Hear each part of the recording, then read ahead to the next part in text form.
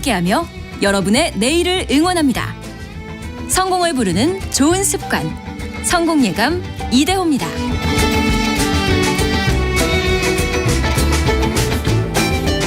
성공예감 이대호입니다. 2부의 문을 열겠습니다. 지금 시간이 10시 5분 지나가고 있네요. 오늘 저희가 내드렸던 경제상식 퀴즈의 정답은 지역사랑 상품권이었습니다. 그냥 지역사랑만 보내주셔도 저희가 정답으로 보고 있고요. 근데 지역화폐라는 표현을 많이 써서 그런데 그냥 엄밀하게는 오답이어서 지역사랑 상품권이 맞습니다. 8242님, 지역사랑 상품권, 성공예감 상품권은 발행 안 하나요? 발행하면 대박일 텐데 라고 보내주셨습니다. 정말 대박이라고 생각하신 것보다는 뭔가 이 퀴즈에 좀 내가 채택이 돼야 되겠다. 상품을 받아야 되겠다. 약간 그런 마음 아니셨을까요? 8242님. 좋습니다. 아주 좋은 전략이셨습니다. 그리고 7007님이 성공예감 이대호 편집장님, 청취자 애청자입니다. 목소리가 너무 좋아요. 이렇게 칭찬을 하면 커피 쿠폰을 주시나요? 이렇게 그냥 해본 소리고요. 항상 잘 듣고 있습니다. 라고 보내주셨습니다. 뭐 저희가 칭찬해 주셨다고 선물 뽑아드리고 그러겠습니까? 뭐 저희 작가님이 7007번님입니다. 작가님. 네. 아무튼 많이들 참여해 주셔서 감사드립니다. 오늘 증시 상황도 좋아요. 코스피는 0.4% 올라서 2622포인트 가리키고 있고 코스닥은 1% 올라서 885포인트 가리키고 있습니다. 환율은 1294원, 1294원으로 1300원 밑에서 안정되고 있고요. 뜨겁습니다. 오늘 증시 상황 전반적으로 이야기를 해볼 텐데요. 86번가 정광우 대표와 함께합니다. 어서 오세요. 네, 안녕하십니까. 오늘은 이제 증시 자체 얘기보다는 이 증시에 대한 평가, 또 외국에서 보는 눈을 한번 좀 이야기해 봐야 될 텐데, 우리나라가 MSCI가 만든 그 지수에서 여전히 선진국이 아니고 신흥국으로 분류가 되고 있지 않습니까? 그래서 이번에는 좀 선진국 지수로 가자라는 이야기들이 많았고, 그 편입되기 전에 관찰 대상국에 먼저 올라야 그 다음에 진짜 선진 지수에 편입이 되는 건데, 이번에도 어떻게 불발이 되는 겁니까? 네, 이와 관련해 가지고서 절차를 말씀을 드리자면 네. 일단은 관찰 대상국에 등재가 되어야 되고요. 네. 그리고 가장 빠르게 진행이 된다라고 하면 1년 뒤에 실제 편입 여부가 결정이 되고, 그러고 또 1년 뒤에 실제로 자금의 이동이 일어나게 됩니다. 그래서 관찰 대상국에 올라간다 하더라도 실제로 영향을 주기까지에는 2년이 걸린다. 최소한 그런 이제 흐름으로 나타나는 것이고요. 이 지수 같은 경우에는 사실 이제 워낙에나 많은 자금들이 MSCI에서 만들어낸 그런 여러 가지 신흥지수라든지 아니면은 선진지수 이런 거를 따라 가지고서 투자를 하는 게 금액들이 자꾸만 늘다 보니까 네. 이 금액이 이제는 글로벌을 좌지우지할 만큼의 작은 규모가 되었고, 그래서 여기에 우리가 편입이 되면은 수혜를 입을 수 있지 않겠느냐, 이런 얘기들이 나오는 거고요. 구체적으로는 지수가 프론티어, 그냥 신흥보다 더 아주 이제 규모가 이제 작거나 그런 데들이죠. 그 다음에 신흥, 우리가 속해 있는 곳이고요. 그리고 선진, 요렇게로 크게 봐서는 나눌 수가 있습니다. 근데 우리가 이제 선진 지수에 편입이 되려고 하는 것은 다른 것도 있겠지만은 결국에는 두 가지 목적이 있다라고 생각을 합니다. 네. 하나는 실질적으로 이러면은 우리 증시에 자금이 좀 들어오지 않겠느냐라는 거고요. 또 다른 한 가지는 그를 위해 가지고서 우리가 이제 이 지수가 요구하는 바들을 하나하나씩 개선해 나가면 그 과정에서 우리 증시 자체가 일단 그 펀더멘털 자체가 선진화되지 않겠느냐, 그렇게 보는 것이죠. 그러면은 크게 봤을 때 세 가지 요건이 있거든요. 네. 첫 번째는 경제 발전, 두 번째는 규모하고 유동성이고요. 네. 세 번째는 시장 접근성 평가입니다. 근데 우리나라의 경우에는 이미 첫 번째, 두 번째 경제 관련된 것들은 다 요건을 충족을 한 상황입니다. 시장 규모도 그렇고 경제 규모도 그렇고. 네, 맞습니다. 그래서 마지막 남은 하나의 이제 우리가 아직까지 해결하지 못한 숙제가 바로 접근성을 좀 더 용이하게 해주자라는 부분이고요. 사실 그러니까 이 부분은 우리가 경제를 더 발전시켜야 된다 만다 이런 것과는 거리가 멀고, 다르죠. 우리 금융시장을 얼마나 더 외국인들에게 개방할 수 있느냐, 그 여부이다 이고 그러다 보니까 실제로 이 그 관찰 대상국 등재 여부는 22일 날에 나오게 됩니다. 현지 시각으로. 네. 그런데 그에 앞서서 한 2주 정도 앞서 가지고서 접근성 평가 보고서가 나오게 되거든요. 네. 그게 오늘 새벽에 나온 겁니다. 예. 근데 그 내용을 보니까 우리가 조금 요번에 기대를 모았었는데 아쉽게도 요번에 평가가 나온 걸로 봐가지고서는 사실상 올해에는 관찰 대상국에 등재되기 어렵지 않겠느냐라고 하다 보니 이제 여러 언론에서 사실상 불발 이런 표현을 쓰고 있다. 그렇게 보시면 될 것 같습니다. 관찰 대상국 등재 여부는 22일에 원래는 발표가 되는 건데 그 전에 대한민국 특히 이제 코스피라는 이 시장 접근성에 대한 평가가 먼저 이루어졌는데 거기에서는 뭐 전년도나 지금이나 똑같이 이제 낙제점을 받으면서 일종의 과락이 된 거죠. 과락. 네, 그 부분을 한번 저희가 면밀히 살펴보면은요. 예. 요 요소들에 대해 가지고서 아주 심플하게 평가를 합니다. 2+ 항목은 뭐 이거는 정말 이제 그 좋게 지금 잘 제도가 되어 있다. 1+ 항목은 조금 문제가 있긴 하지만 그렇게 뭐 아쉬운 수준은 아니다. 그 다음에 마이너스 항목이 있어요. 이건 개선해야 된다거든요. 근데 한국의 경우에 여러 요소들 평가 요소 중에 네. 6개 항목이 작년에 마이너스 평가를 받았습니다. 안 좋은 평가 받은 거 6개. 예. 그 6개를 그러면 우리가 딱 고치면 변화를 되죠. 고쳐야 되는 거잖아요. 근데 요번에도 보니까는 그 6개가 여전히 마이너스가 나온 거죠. 그러니까 한마디로 딱 정량적으로 평가가 나온 거에서는 네. 우리가 작년하고 똑같다. 근데 그 사이에 그럼 시장에서 왜 일부에서는 편입될 수도 등재될 수도 있는 것 아니냐 이런 기대를 했을까라고 하면 예. 이 6가지에 대해 가지고서 지난 1년 동안 정부에서 대단히 많은 조치를 내놓았거든요. 그렇죠. 사실 금융위원회에서도 예. 우리나라 코리아 디스카운트 현상 해소를 위한 여러 가지 정책 개선들을 시리즈로 계속 내놨어요. 네, 그렇습니다. 뭐 대표적으로 말씀을 드리자면 첫째는 외환시장의 개방. 그래서 새벽 2시까지 거래가 되도록 내년 7월부터 하겠다라고 발표를 이미 못 박아서 했죠. 네. 그다음에 외국인 투자자 의무 등록제의 경우 올해 12월 달부터 완전 폐지를 하겠다라고 날짜를 못을 박았습니다. 네. 그러다 보니까는 이에 대한 분석에 좀 설왕설래가 있었어요. 뭐냐 하면 이렇게 날짜가 정확히 나왔고 개선하겠다라고 했으니 그걸 좀 미리 예쁘게 봐줘가지고서 이 그 평가를 마이너스에서 플러스나 2+로 올려주지 않겠느냐라는 기대를 가졌던 사람들도 있고요. 그러니까 어느 정도 MSCI에서 이 정도 해주면은 됩니다. 라고 네네. 했으니 우리가 날짜까지 못 박아서 그럼 이때 이렇게 할게요. 라고 네. 정책을 개선을 하는 거였는데.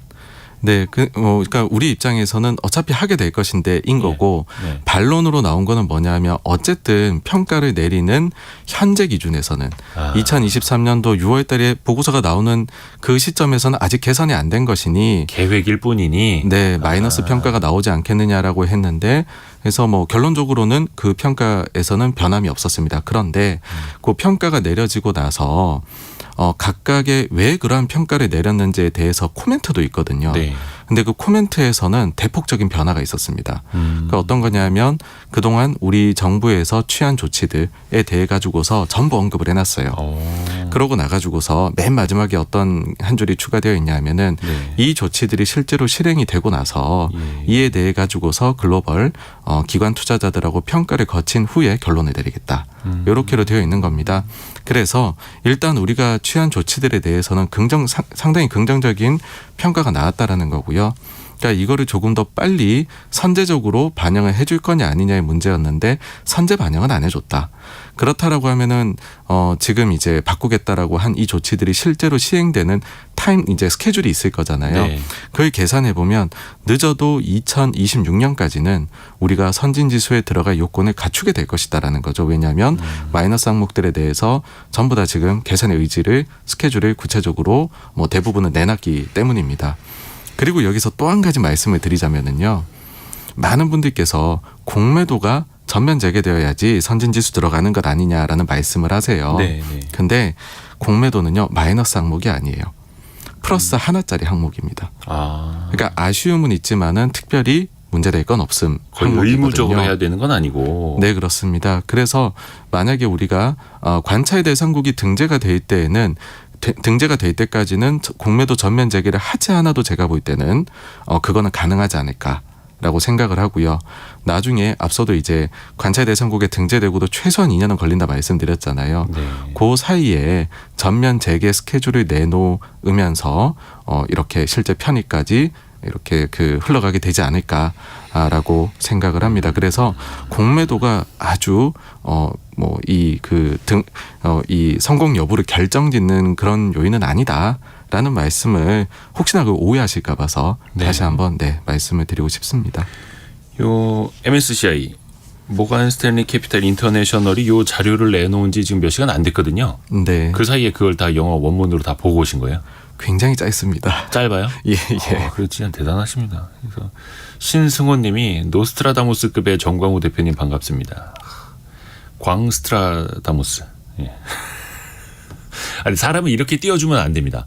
이렇게 띄워줬다 나중에 또 틀리면 어떡하라고. 노스트라다무스급이라고 한 거는 신승호님이 그렇게 하신 거고요. 저희가 얘기한 건 아닙니다. 이렇게 이제 발도 살짝 빼고.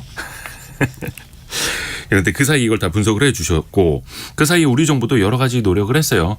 배당금 지급도 좀 뭔가 선제적으로 투자자들이 알 수 있게끔 제도를 개편하는 것들 뭐 말씀하셨습니다만 외국인 투자자들의 그 라이선스 등록 그 절차 간소화하는 것도 있고 근데 아직은 좀 갈 길이 멀기는 하네요. 그래서 지금 당장 관찰 대상국에 올랐으면 24년도에 편입이 발표가 되고 25년도부터 실제 그게 지수로 반영이 되고 이거였는데 한 1년씩은 더 늦어질 수 있다. 최소한 1년은 늦어진다라는 거고요. 사실 근데 여기에 따라 가지고서 또 우리 정부의 대응이 나올 수도 있는 겁니다. 그러니까 MSCI 쪽의 평가가 실제로 그동안의 제도 개선 의지를 보인 특히 스케줄까지 나온 거에 대해서는 긍정적인 평가가 내려졌으니 이 스케줄 중에서 제일 늦게 이게 현실화될 거가 우리가 그 영문 공시 자료에 대한 부분이거든요. 영문 그게 공시. 2026년까지 단계별로 더 많은 기업들이 의무적으로 공시 자료를 영문으로 내야 되는 건데 그러면은 실제로 그게 제도가 실행된 이후에 평가하겠다라는 얘기를 이번에 덧붙였으니까 그거 26년이 아니라 더 앞당길 수도 있겠죠. 그렇게 되어버리면은 우리가 내년에는 또 한번 노려볼 수 있는 어쨌든 지금 제도가 많이 바뀌었기 때문에 시간 문제이다라고 생각을 합니다.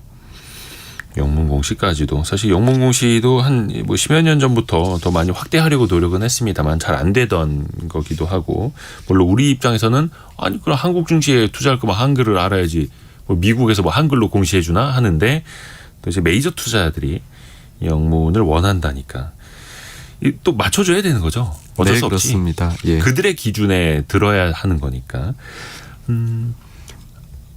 아까도 질문이 들어왔는데 까먹었네.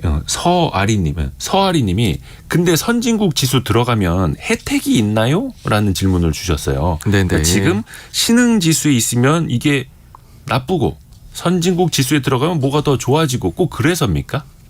일단은 선진 지수로 넘어가지 않으면 우리는 끊임없이 피해를 입게 됩니다. 이게 무슨 얘기냐면 원래는 신흥 지수에서 우리가 차지하는 비중이 1등이었습니다. 예전에. 예, 그렇습니다. 중국 증시가 작던 시절에. 예, 중국이 이제 본격적으로 들어오기 전이었었는데 그러다 보니까는 우리가 일정 부분 거기에서 수혜를 입었었는데 이제는 점점 비중이 갈수록 줄어들거든요. 그래서 4등으로 내려왔습니다. 그리고 향후에도 지금 보시면은 신흥지수에 중국의 100% 아직까지 반영이 안 돼 있거든요. 이게 단계별로 중국 비중이 높아지기로 이미 약속이 되어 있습니다. 그러면 우리는 가만히 앉아가지고서 예를 들어서 물이 끓어오르고 있는 그 이제 솥 안에 개구리처럼 되는 거거든요. 계속해서 MSCI에서 리밸런싱이 있을 때마다 한국 시장에서 외국인 자금이 유출이 되게 될 것입니다. 그렇기 때문에 일단 신흥지수를 탈피하는 것이 첫째이고요. 이건 선택의 영역이 저는 아니다라고 보고요. 그러면은 선진으로 갔을 때 실제로 자금 더하기 빼기를 해보면 합산했을 때 우리에게 이득이냐 이건데 분석하시는 분들마다 달라요. 어떤 분들은 그렇더라고요. 요즘에 보니까 단기적으로는 오히려 선진지수 들어갔을 때 자금이 많이 유출될 수도 있다. 이런 계산들도 나와요. 네, 그러니까 그 계산이 어떤 이제 부분에서 차이가 나는지를 한번 말씀을 드려보겠습니다. 네. 그러니까는 크게 봤었을 때는 이 MSCI를 추종하는 이 지수를 추종하는 자금들이 크게 두 가지로 나뉘는 것이 하나는 액티브성 자금이 있고 네. 하나는 패시브성 자금이 있습니다. 우리가 흔히들 뭐 이렇게 그 거래하시는 ETF 같은 경우를 패시브 자금이라고 그러니까 코스피 200 지수만 따라가는 네네. 기계적으로 그 지수만 인덱스만 따라가는 걸 이제 패시브 펀드라고 하죠. 예. 그래서 뭐 MSCI 신흥 지수를 추종하는 ETF이다. 그게 자금이 얼마 되느냐? 그럼 거기에서는 이제 한국 자금이 다 빠지게 되겠죠. 네. 대신에 ETF 중에서 MSCI 선진 지수를 추종하는 ETF 쪽에는 우리나라의 또 규모만큼 비중이 추가가 되어서 거기는 들어가게 되겠죠. 네. 그러면은 이 패시브 자금만의 기준으로 삼아서 플러스 마이너스를 해보게 되면 그러면은 소폭 순유출이 나오게 됩니다. 그런데 액티브 자금들도 있는 거거든요. 네. 이걸 참고해서 운용을 하는 이 규모도 상당히 큽니다. 액티브라고 하면은 지수는 참고를 할 뿐 혹은 성과 평가 대상이 될 뿐 펀드 매니저가 적극적으로 개입을 해서 판단을 해서 사고 파는. 예, 투자를 하는. 그렇습니다. 네. 네. 근데 여기에는 사실은 비중을 계산하기가 조금 뭐 완전히 ETF처럼 우리가 완벽하게 계산해내기가 어렵거든요. 그러다 보니 여기에서는 조금씩 가정을 하는 겁니다. 분석하시는 분들에 따라서. 네. 그래서 액티브 자금의 유출입에 대해서 가정이 어떻게 나오느냐에 따라 가지고서 네. 어떤 데에서는 뭐 몇십조가 들어온다라고 하고 어떤 데에서는 사실 그 부분은 분석을 하기 어려우니 우리가 패시브만 분석해야 되는 거 아니냐. 그러면 소폭의 순유출이 나올 것 같다라고 말씀을 하시는 거고요. 네. 또 하나의 이슈는 뭐냐 하면은 선진지수에 들어간다라는 거는 크게 봐서는 두 가지 지수로 나뉩니다.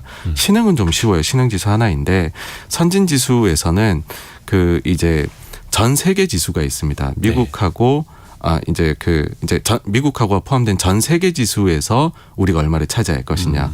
이거는 뭐 1, 2% 정도가 되겠죠.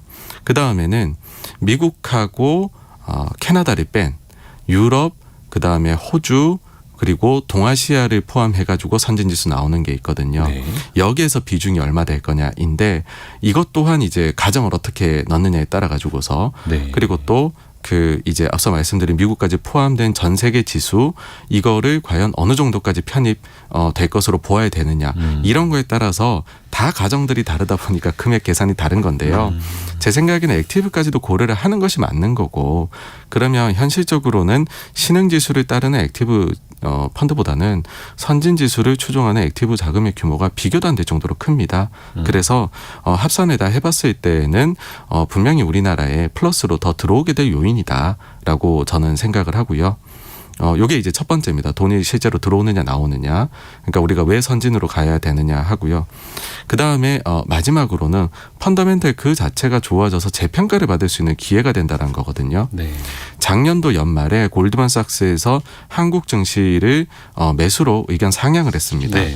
그때 당시 이유 중에 하나가 혹시나 한국이 MSCI 선진지수 편입이 될 수도 있을 것 같다였었고 그때 당시 두 가지 이야기한 게 하나는 자금이 좀 순유입이 될 것 같다. 네. 근데 그 요인은 이제 뭐 주식 요인 근데 그걸로 인해서 주식이 올라가는 요인보다는 한국이란 나라는 코리아 디스카운트로 인해서 밸류에이션이 낮은 국가인데 이 나라가 선진지수에 만약에 편입된다라고 하면 그 사이에 수많은 요인을 고쳤을 거라는 거죠. 그러고 나서 선진지수에 편입이 실제로 될 것 같다라고 하면 그 선진 지수에 편입된 국가들은 우리보다 밸류에이션이 높게 평가를 받잖아요. 그러니 한국도 그렇게 재평가가 나타나지 않겠느냐.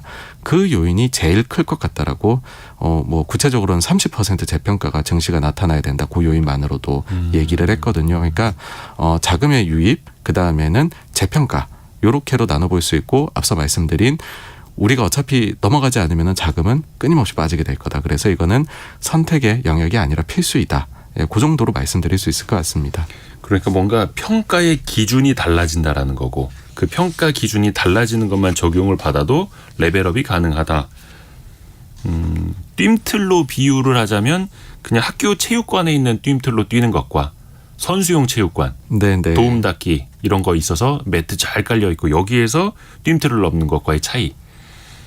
인프라가 달라지는 거죠. 네, 맞습니다. 어떻게 보면 뭐 신흥시장에 그냥 남아있는 게 유리하다라고 말씀하시는 분들도 있는데 우리가 체격이 이제 더 커지지 않으니 키가 뭐 한 180 컸으니까 더 이상 커지지 않으니 그냥 여기만 남아있을게요라고 하는 것과 체격은 다 컸지만 이제 체질을 더 높일 거예요.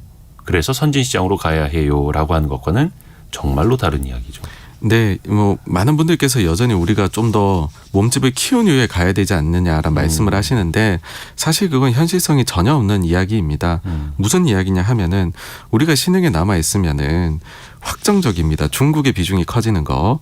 그 다음에 뭐 중동에 있는 국가들, 예를 들어 아람코 같은 게 이런 데 확 돌아와 버리거든요. 상장하게 되면. 상장할 때. 그래서 줄어들 수밖에 없고 그럼 선진에 있는 국가들은 우리보다 체격이 훨씬 크냐.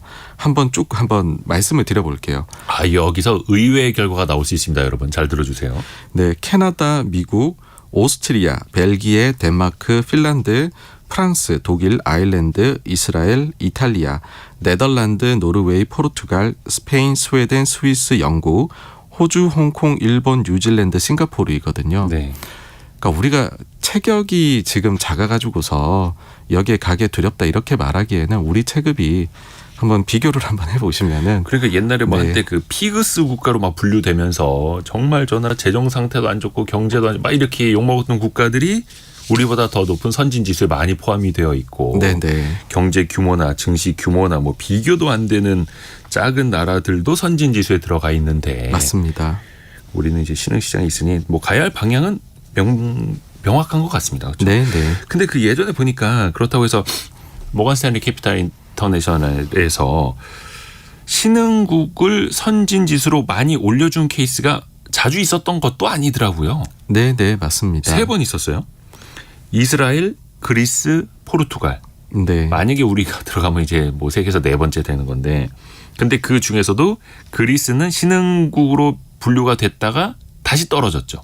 네, 맞습니다. 다시 돌아와 버렸죠. 네. 물론 이들 나라랑 비교하는 것 자체가 뭐 썩 우리에게 내키는 사례는 아닙니다만 거기는 왜 문제가 있었던 걸까요? 네, 사실 그 경제적인 여건을 봤었을 때 네. 그리스의 여건이 그렇게까지 좋았던 거는 아니었고 문제가 워낙 많았었다 보니까 사실 체급을 유지하기에는 조금 어려웠지 않느냐라고 생각이 되고요. 뭐 그렇지만은 포르투갈하고 이스라엘은 계속해서 남아 있습니다. 여기에 대해 가지고서 뭐 두 가지를 좀 추가적으로 말씀을 드리자면은요. 일단은 우리의 경우에는 사실 과거에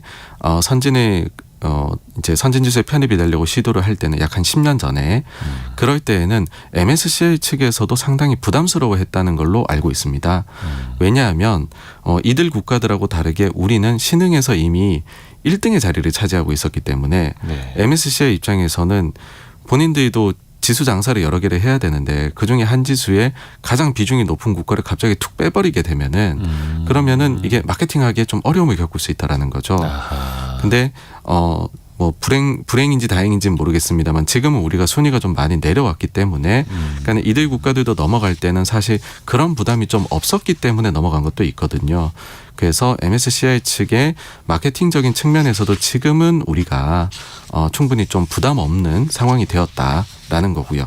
그다음에 또 한 가지는 이들 국가가 실제로 편입이 되고 나서 보니까는 주가가 안 좋더라 이런 얘기들도 많이 하세요. 네네네. 근데 그 부분은 나눠서 보셔야 되는 것이 사실은 이제 관찰 대상국 등재되고 실제로 편입된다. 그러고 자금이 들어오기 전, 그러니까는 소문에 사고 뉴스에 팔라는 것처럼 그 기대감들이 한껏 고취되고 있었을 때는 주가가 좋았었습니다. 이 국가들이. 근데 막상 자금이 딱 들어오는 그 시점에는 차익 실현에 나섰던 그런 게 있었고요. 그리고 또 각각 국가별로 좀 시기들이 나쁜 것도 있었습니다. 가령 예를 들면 뭐 동아시아 외환위기라든지, 그러니까 실제로 자금이 들어오는 그 시점에서 이제 그런 일이 발생했고요. 아니면은 닷컴 버블이 터진다라든지, 아니면은 이스라엘 같은 경우에는 그 이제 부채 한도 협상 그때 당시에 미국이 이제 너무 늦게 타결이 돼가지고서 주식시장이 막 빠지고 네. 남유럽 부채 위기 터지고 했던 때 있지 않습니까? 네. 그러니까 그런 게 반영이 되어서 그 뒤 실제 자금이 집행이 될 때에는 주식시장이 안 좋았던 것이지 이게 단순히 MSCI 신흥에서 선진으로 넘어가 보니까는 별거 없더라 그런 거하고 결부짓기에는 좀 제가 볼 때는 그거는 시기별로 나눠서 생각해야 되지 않나 그렇게 봅니다. 또 그 즈음에 국가 경제 상황이라든지 그 증시 그 속한 기업들의 이익이라든지 또 종합적으로 볼 필요가 있는 거고요. 7100님, 7100 쓰시는 분께서 선진국 지수 편입되면 좋은지 전에 몰랐던 것도 아닌데 아직까지 안 한 이유는 금융시장 개방의 위험성 때문이었는데요. 앞으로 세계 경제에 많은 리스크가 있는 이 시점에서는 득실을 잘 따져봐야 합니다. 대부분 국민들은 주식 투자를 안 하니 너무 주식쟁이들 입장에서만 보시질 마세요라고 문자를 보내주셨어요. 근데 이게 사실 주식 투자자들에게만 해당 사항이 있는 걸까요? 아니면 좀 국가적으로도 의미가 있는 걸까요? 일단 외환시장에 대해서 말씀을 한번 드려봐야 될 것 같아요. 지적해 주신 부분은 우리 결국에는 외환시장 자유화에 대한 부분일 거라고 저는 보거든요. 네. 사실 우리가 지금까지 선진지수의 문을 두드리기 어려웠던 이유는 외환시장의 자유화가 낮았기 때문입니다. 그게 사실 기획재정부에서도 가장 민감하게 생각을 했던 거죠. 예. 근데 이 부분을 우리도 참 건드리기 어려웠던 것이 우린 IMF의 기억이 있거든요. 그 트라우마가 있죠. 네, 그래서 이 시간에 상당히 제한을 할 수밖에 없었는데 그런데 보시게 되면은 우리가 그 이후에 위기가 닥쳤을 때에 우리나라 원화가 약세가 되는 피크 포인트를 보게 되면 피크가 점점 내려와요. 그런 일이 왜 발생하느냐 하면은 그러니까는 결국 외환위기가 오는 경로는 뭐냐 하면은 우리가 해외에서 빌린 것하고 해외에 가지고 있는 자산하고 이거를 상계를 시켜봤었을 때 부채가 많은 경우에는 우리가 환율이 올라가게 되면 부채 실질 부담이 급증하게 되거든요. 그렇죠. 그리고 특히나 그것이 단기 조달이 많다라고 해버리면 단기 유동성 위기에 빠지는 겁니다. 근데 우리가 지금은 워낙에나 자산이 많이 증가를 해가지고서 대외에 우리가 빚을 지고 있는 거하고 자산을 가지고 있는 거를 합계를 해보면 우리는 순자산, 그렇죠. 자산이 훨씬 더 많은 상태가 됐습니다. 플러스죠. 순채권 보유국이죠. 예, 그렇습니다. 그러다 보니까는 이렇게 시장이 막 요동치거나 할 때에도 다른 이제 우리가 과거에 경험했던 것 대비해서는 환율의 진폭이 낮아져 있는 거거든요. 그래서 과거하고 일단 체력이 달라진 점은 분명히 존재한다라는 걸 말씀드리고 싶고요. 그 다음에는 이제 주식시장하고 현실 경제하고는 괴리가 상당히 크지 않느냐라는 말씀을 하세요. 네. 그러니까 물론 이게 주식을 하시지 않는 분들 입장에서는 그렇게 여겨지실 수가 있는데 그런데 우리가 이제 그 많은 경우에 주식시장이 결국 왜 필요하냐라고 했을 때 그만큼 우리 경제를 주식시장은 보여주는 거울이다라고 생각을 하고요. 네. 여기에 대해 가지고서 경제 참여자들이 이를 보고 실물 경제도 활용하는 면이 있다라는 게 첫째고 또 두 번째는 자금을 조달하는 데 있어 가지고서 부채는 이자 비용이 나가지만 여기에서 유상증자나 상장을 통해 가지고서 자금을 조달하게 되면은 본인이 나중에 수익이 올려지는 만큼 주주하고 나누는 구조거든요. 당장 비용은 없이. 그러니까는 이런 것이 그 시장 자체가 적절한 가격을 받고 있어야지 이처럼 자금 조달을 할 때도 훨씬 기업들이 도움이 되게 됩니다. 물론 이게 이제 좀 지배구조상에는 문제가 있던 사례긴 하지만 LG화학하고 LG에너지솔루션의 경우에도 만약에 우리 증시가 대단히 그때 당시에 우리가 받는 것보다 저평가 상태였다라고 하면 LG에너지솔루션이 상장할 때 그때 당시에 조달 가능했던 금액보다 훨씬 적은 금액밖에 조달을 못했을 거예요. 그렇게 된다면 투자하는 거나 이런 데 있어가지고서 애로사항을 겪었겠죠. 그래서 그런 측면에서도 자금 조달의 통로로 충분히 이용 가능하기 때문에 적절한 우리가 고평가를 받자가 아니고요. 네. 적절한 평가를 받기 위한 조치는 취해져야 된다라고 봅니다.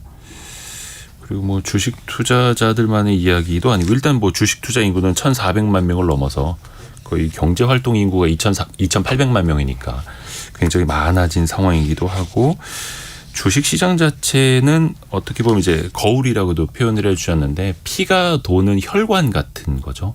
그래서 그 기업들 산업에 돈을 이제 잘 배송을 해주는 백혈구, 적혈구 같은 것들이 있는 거고 사실 우리가 혈관과 피의 중요성은 잘 모르는데 어디가 한번 꽉 막히거나 피가 쏟아지면 그 중요성을 알지 않습니까? 그래서 이 주식 시장의 역할이 사실은 거기에 있는 겁니다. 그래서 보이지 않는 중요성이 그 시장 안에 있는 거죠. 다른 이야기도 좀 해봐야 될 텐데 공매도에 대해서는 많은 분들이 좀 트라우마도 갖고 계시고 이번에 MSCI 선진지수에 편입이 되려면 공매도도 더 확대되는 것 아니냐. 근데 지금까지는 좀 제한적으로 네네. 어떻게 보면 좀 환원이 돼 있었던 거죠. 이것도 개인 투자자들이 지금 많이 불리한 상황인데 외국인 기관에게만 유리한 구도도 좀 바꿔야 된다라는 주장도 또 일각에서는 나오고 있고 전면 재개와 제도 개선과 그 사이에서 접점은 좀 어떻게 만들어야 될까요? 사실 뭐 저는 실제로 현업에 있었었던 경험을 바탕으로 해보면 제도적인 측면에 있어 가지고서는 무차익 공매도라든지 뭐 이런 거에 대해 가지고서 강력하게 처벌을 한번 내려봐야 된다라고 봐요. 아예 진짜 뭐 영업을 정지시켜 버리든지. 네, 그러니까는 못하도록 한번 만들어봐야 그런 행위를 안 할 텐데 지금은 내가 나쁜 짓을 했었을 때에 벌 받는 거하고 벌 받음에도 불구하고 그 사이에 내가 받게 될 보상을 따져보면 나쁜 짓을 하도록 만드는 구조거든요. 예, 위험의 대가가 너무 약하죠. 예. 그래서 최근에 이제 처벌 강화 얘기가 나오고 있는데 실제로 그런 뭐랄까요 본보기 사례들이 나오게 되면이라는 생각을 첫째는 하고요. 그다음 두 번째는 현실적으로 봤었을 때에는 그런 게 있습니다. 이 공매도란 제도 자체가 뭐 완전히 그럼 잘못된 거냐라고 하면 우리보다 다른 나라들이 공매도 비중이 훨씬 높아요. 거래 전체에서. 근데 미국 증시는 우상향을 하잖아요. 그러면 공매도 자체가 주식시장을 완전히 찍어 누르는 요인이다라고 보기에는 좀 이거는 헷갈리는 측면이 있거든요. 한 연구 자료에 따르면요, 미국 거래 거의 한 40%를 차지하기도 한다고요. 공매도가. 예. 우리나라에서 그랬다면 난리가 나죠. 일본도 20%가 넘거든요. 일본도 20%. 엄청 많습니다. 예, 일본은 심지어 지난번에 코로나 위기가 왔을 때 공매도 금지를 전혀 하지 않았었습니다. 아, 그 팬데믹 상황에서도요? 예. 그러니까는 이 요인에 대해서는 그러다 보니까는 자꾸 이제 학문적으로 하시는 분들이 공매도의 영향은 제한적이다 이런 말씀들을 하시는데 그럼 또 개인 투자자분들 귀에는 그게 안 들리죠. 네, 근데 현실적으로는 제가 항상 이럴 때마다 지적을 하는 면이 뭐냐면 주식을 매수한 사람은 비용이 나가질 않아요. 내가 이제 레버리지를 내서 투자를 하지 않았다면 이자 비용 내는 게 아니고 오히려 가지고 있으면 배당이 들어오죠. 그렇죠. 그러니까는 소위 말해 버티기 투자를 하게 됩니다. 네네네. 시간을 친구 삼아서. 근데 공매도를 하게 되면 비용이 나가요. 빌렸으니까는 거기에 대한 이자가 나가죠. 이자 비용을 내게 되죠. 그러니 최대한 빨리 내려가야 본인에게 이득이 되는 겁니다. 그렇죠. 그러다 보니 소문을 많이 내요. 소문. 예. 안 좋은 거 흘리죠. 그 중에서는 아주 악성 루머들도 있는데 제 생각에는 이런 부분들이 왜 처벌을 안 받는지 모르겠어요. 잡아내기가 어렵고. 네, 그거를 이제 정확하게 인과관계를 설명하기 어렵다라는 말씀하시는 것도 제가 사석에선 들은 적이 있기는 한데, 근데 그 부분에 대해 가지고서 엄벌을 해야 된다라고 봅니다. 그렇죠. 그러니까 공매도를 하는 투자자들은요. 최대한 그 시간 가치에 대한 부분이 굉장히 치명적이거든요. 그러다 보니까는 매수를 해가지고서 내 주식이 올라가기 원하는 사람도 당연히 많죠. 근데 그들보다도 공매도를 한 사람들이 자기가 공매도한 주식이 곧바로 빠지기를 바랄 요인이 현실적으로는 높을 수밖에 없다라는 겁니다. 그렇죠. 그래서 그 점에 대해 가지고서 제어를 할 수 있어야 된다 이고 그렇게 된다라고 하면은 뭐 공매도가 재개되어도 저는 전면 재개되어도 무방하다. 단 뭐 그러려면은 하여튼 이런 부분에 대해 가지고서 금융당국이 잘 밝혀내야 된다라고 생각을 합니다. 너무 솜방망이에요. 너무 솜방망이. 네, 늘 제가 이럴 때마다 예시 하나 드는 게 있는데 코로나 때 여행을 못 가니까 태국공항공사라는 주식이 있거든요. 당연히 그 회사는 안 좋을 거잖아요. 그러다 보니 모두가 그 회사를 공매도를 하려고 한 겁니다. 그래서 공매도 하는 데에 연간 기준으로 빌리는 데 드는 비용이 100%가 넘어갔었어요. 서로가 빌리려고 해서. 예. 그러니까 그 회사는 1년 뒤에 망해도 공매도를 한 사람들은 손해를 보는 거예요. 근데 그럼에도 불구하고 왜 그걸 빌려가서 공매도를 했을까? 지금 당장 하한가 가기를 원하는 거거든요. 그러니까 연 이자율로는 100%지만 내가 빌린 지 일주일 만에 하한가 가버리면 나는 훨씬 더 버는 거니까. 그렇습니다. 야. 그러니까 그런 식으로까지 탐욕적으로 움직인다라는 거를 조금 참고해 주시면 어떨까 싶습니다. 그래서 일단은 만약에 그게 불법적 요인이 있다면 처벌을 더더욱 강화해야 된다. 예, 그렇습니다. 예. 맞습니다. 그래서 무차익 공매도라든지 뭐 맨날 증권사들도 시스템 탓을 하는데 아니 돈 많이 버는 증권사 시스템 잘 만들면 되지. 네. 벌금은 많이 맞아봐야 몇십억. 시스템 갖추려면 몇백억 하니까 시스템 안 갖추고 벌금 한 번씩 내자 이거지 않습니까? 네. 근데 그 벌금이 뭐 한 1,000억 단위 된다. 한 1년 동안 모든 영업이 금지된다. 이러면 당연히 한 100억 들여서도 시스템을 만들겠죠. 자, 증시 이야기 좀 더 들어가 볼게요. 미국 증시도 계속 올랐고 S&P 500 지수는 지난해 8월 이후 최고치 또 경신을 했고 그 일각에서는 저점 대비 20% 이상 올라서 네. 이제 강세장에 진입했다. 네네. 이런 평가들도 나오더라고요. 네, 그렇습니다. 그러니까는 이제 최악의 국면에서 그러니까 작년은 정말로 안 좋았었잖아요. 그러다 보니까 정말 많은 분들께서 저는 정말 깜짝 놀랐던 게 네. 보통의 애널리스트 분들은 좀 긍정 편향이 있거든요. 그래야지 회사에 좀 영업이 잘 되니까. 네, 그리고 근본적으로 주식을 하시는 분들은 조금 낙관적인 생각하시는 분들이 몇 개 많이 들어오십니다. 그렇죠. 내년 뭐 그 다음은 좀 발전하겠지, 인류가 진보를 하겠지라는 생각을 하거든요. 근데 2000년대 이후 기준으로 봤을 때 처음이었는데요. 아주 그냥 시장의 컨센서스 자체가 내년도에는, 그러니까 22년도, 23년에 전망할 때였었죠. 23년도에는 경기 침체가 올 것이고 증시는 하락하게 될 것이야라고 우리나라가 아니라 미국에 있는 분석가들이 그렇게 평균적으로 결론을 내렸었습니다. 그러니까 그 정도로 매우 부정적으로 봤었던 거죠. 그러니까 침체는 필연적이고 기업 이익은 굉장히 나쁠 거야라고 봤었는데, 저는 그런 의심들이 하나하나 좀 해소가 되거나 아니면 그 정도로 나쁜 건 아니구나라고 하면서 그 벽을 타고서 주식이 오르고 있다라고 봅니다. 그러니까 가령 예를 들어 가지고서 이익이 굉장히 안 좋을 거야 그랬는데 그보단 상당히 괜찮게 나왔고요. 부채 한도 협상이 안 될 거야라고 했는데 부도 위기를 넘어가게 됐고요. 침체가 올 거야라고 했는데 최근 보시면은 경제 전망치를 자꾸 올해 거를 뭐 OECD도 그렇고 월드뱅크도 그렇고 상향을 하고 있잖아요. 그런 점들 자체가 굉장히 부정적으로 봤던 걸 침체까지는 올해는 안 갈 것 같아라고 하면서 상향을 해버리니 그런 점들까지도 주식시장에 긍정적으로 반영이 되고 있는 것 같습니다. 그러게. 근데 요즘에도 얘기 나오는 거 보면은 이제 침체 가능성은 점점 더 낮아지고 있는 거고. 네. 경착륙에서 연착륙에서 무착륙으로도 이야기가 네. 나오고 있고, 또 그걸 반영을 하면서 증시는 랠리를 펼치고 있는 거고. 랠리라고 표현을 해도 될까요? 20% 정도면은 사실 이제부터는 랠리라고 표현을 해도 그게 더 맞지 않나라고 생각을 합니다. 근데 주식 투자를 안 하시는 분들이나 혹은 가끔 한 번씩만 보시는 분들은 이렇게 경기가 안 좋다는데 왜 이렇게 증시는 오르는 거고, 삼성전자는 7만 원을 또 넘어섰고, 이해를 못 하시는 분들이 좀 많은데 저희가 좀 잘 설명을 더 해드려야 될 것 같습니다. 근데 간혹 이제 그래도 경고의 신호들이 또 안 나오는 건 아닙니다. JP모건에서 한 수석 전략가가 유동성 위험이 있다, 이런 이야기를 내놨어요. 네네. 이건 어떤 의미의 유동성 위험일까요? 사실 이제 요 분석가가 마이클 콜라노비치라고 해가지고서 네. 반은 인간 반은 신이라는 별명이 있습니다. 잘 맞춰가지고서요. 반신 반인. 예. 그러니까 미국의 정광우. 아니요, 왜 그러십니까? 농담입니다. 예. 네, 농담입니다. 큰일 납니다. 네. 네.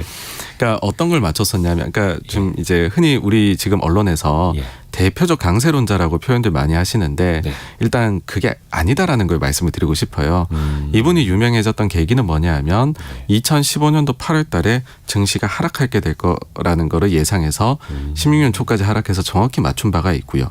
그다음 그 저점에서는 매수로 돌려가서 실제로 또 매수가 맞았었고 2020년 코로나 때는 2월 제 기억에 20일 정도였던 것 같은데 그때 매도로 의견을 바꿨어요.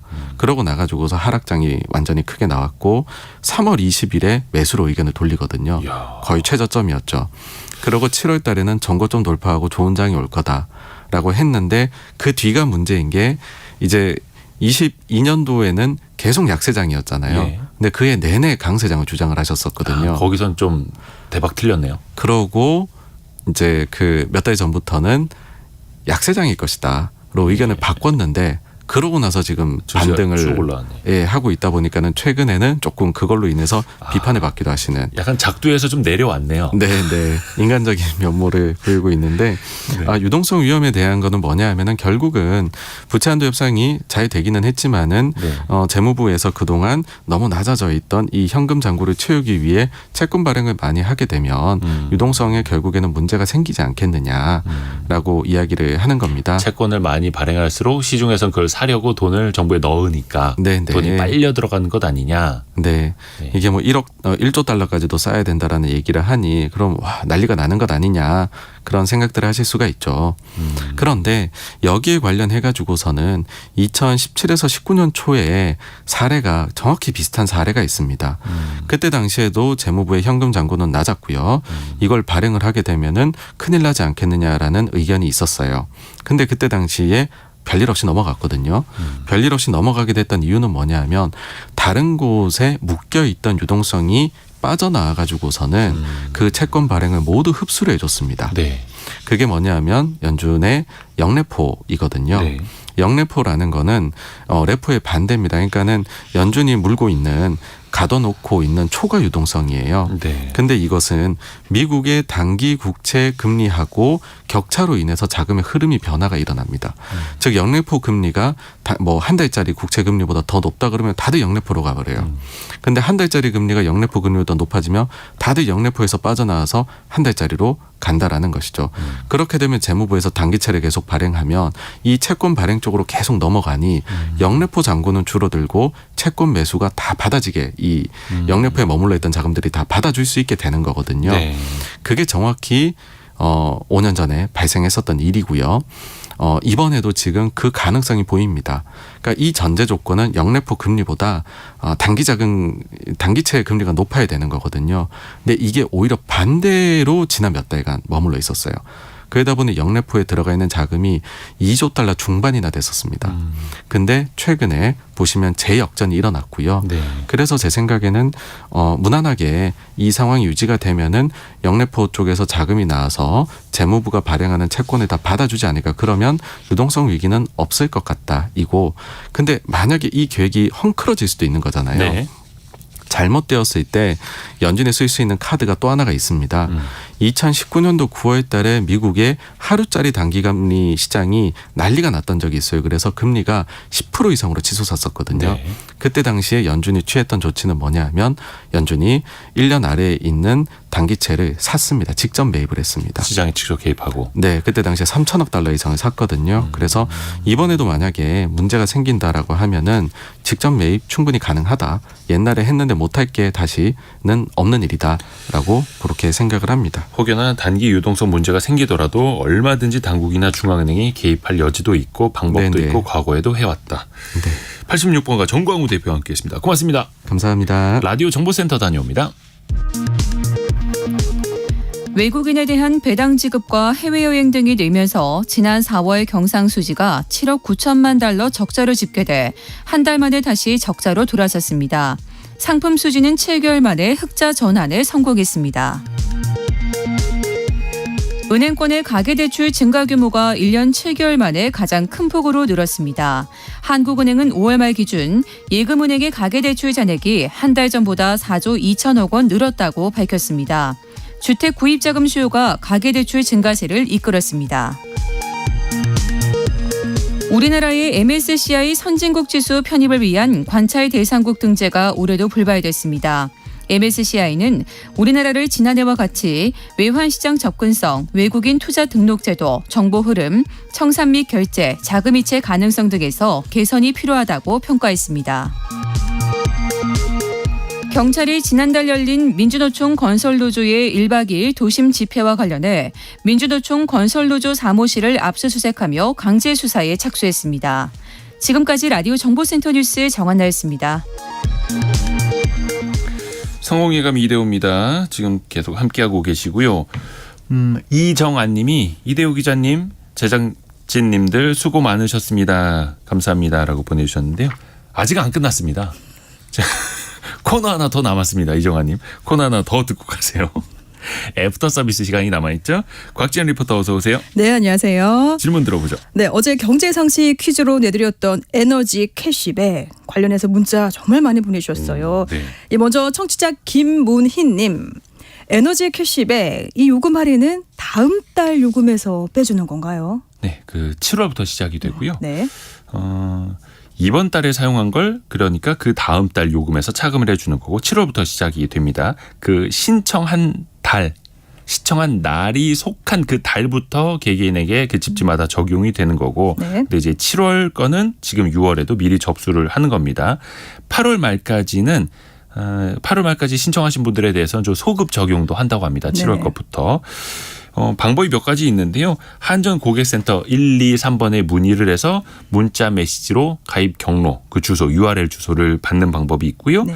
아니면 6월에 나오는 전기요금 청구서에 QR코드가 있을 겁니다. 그거를 찍으면 이제 바로 안내가 가능해지고 한전 에너지 캐시백 홈페이지에서 신청하시거나 애플리케이션 한전 온 한전에서 신청하실 수도 있고 한전 사업소에 7월부터는 방문 접수도 가능합니다. 네. 자, 다음은 정유수님. 산업용 전기도 에너지 캐시백 해당이 되나요? 이번에는 주택용만, 가정용. 네. 가정용만 해당이 된다고 합니다. 네. 자, 이어서 어제 핫이슈 인터뷰 시간에서 전해드렸죠. 주택연금 많은 분들 관심 가지고 계신데요. 그중에 최연선님 주택연금을 중도 해지했다. 그렇다면 원금 외에 추가로 내야 되는 게 있을까요? 일단 뭐 당연히 그동안에 받은 연금액을 그대로 다 토해내야 되는 건 너무나 당연하고요. 그렇죠. 거기에 대출 이자 또 붙습니다. 또 하나 보증료 또 붙습니다. 보증료는 일종의 뭐 가입비 같은 개념이기도 한데 주택 가격의 약 1.5%가 초기에 보증료로 포함이 됩니다. 이거는 돌려받을 수가 없다라는 이야기고요. 그래서 해지할 때 비용적으로 좀 어떤 게 득실인지 따져봐야 되겠고 참고로 주택연금 해지하면 동일한 주택으로는 3년 동안 다시 가입할 수가 없게 됩니다. 네. 자, 이어서 김태현님 주택연금을 받다가 우리가 살다 보면 어떤 일이 있을지 모르죠. 뭐 집을 팔게 되거나 또는 이사할 때도 있을 텐데 이럴 때는 어떻게 하면 될까요? 주택연금을 받는다라는 건 아마 이 담보권 설정이 되어 있을 겁니다. 그래서 그걸 풀어야 되는데 그 말인즉슨 그동안 받은 연금 지급액 아까 말씀드린 것처럼 보증료 이자를 다 상환을 하면 그때는 담보권이 풀려서 집을 팔거나 뭐 이사를 할 수가 있게 되는 거죠. 네. 자, 다음은 7974번님 보내셨습니다. 이번 달에 자동차 개별 소비세 인하가 종료가 되면 세금 앞으로 얼마나 더 내야 될까요? 문자 보내셨어요. 네. 그러니까 그동안 한시적으로 인하됐던 자동차 개별 소비세가 3년 만에 환원이 됩니다. 그래서 다음 달부터는 기본세율 5%가 적용이 되는데요. 그러니까 예를 들어서 출고가가 4,200만 원의 차량은요. 다음 달에는 지금보다 90만 원을 더 내야 돼요. 그런데 이게 다음 달부터 국산차입니다. 이 국산차에 적용되는 이 새로운 과세표준 산정 방식에 따라서 90만 원에서 54만 원이 줄어서요. 그러니까 최종 인상 가격은 36만 원 정도 더 낸다. 이렇게 보시면 됩니다. 좋습니다. 네. 또 다른 질문은요? 네, 9731번님. 우리나라 방산산업, 이 K방산, 이 성장하는 이유가 궁금합니다. 이 다른 나라와 뭐 기술력에서 차이가 있을까요? 우리나라가 뭐 장갑차, 전차, 자주포 그리고 경전투기까지도 우리가 수출을 하는 이제 진짜 엄연한 수출 산업이 되어가고 있습니다. 네. 근데 기술력 측면에서는 꾸준히 올라오고 있었고 이번에 폴란드도 놀란 것처럼 거의 로켓 배송해 주는 거예요. 자동차를 받는 시간보다 더 빨리 전차를 받고 제조 능력이 뛰어나죠. 그렇죠. 그리고 사실 기술력, 제조 능력뿐만 아니라 방산 수출은 그 나라의 경제력, 외교력, 정치력, 그다음에 또 금융 지원까지 총망라가 돼야 되는 거거든요. 그걸 제대로 이제 결집시켜서 우리가 산업으로 수출 산업으로 키워나갈 수 있게 된 거죠. 네. 마지막까지 꼼꼼하게 들어봤습니다. 다 했네요, 예. 곽지연 리포터 고생 많으셨습니다. 고맙습니다.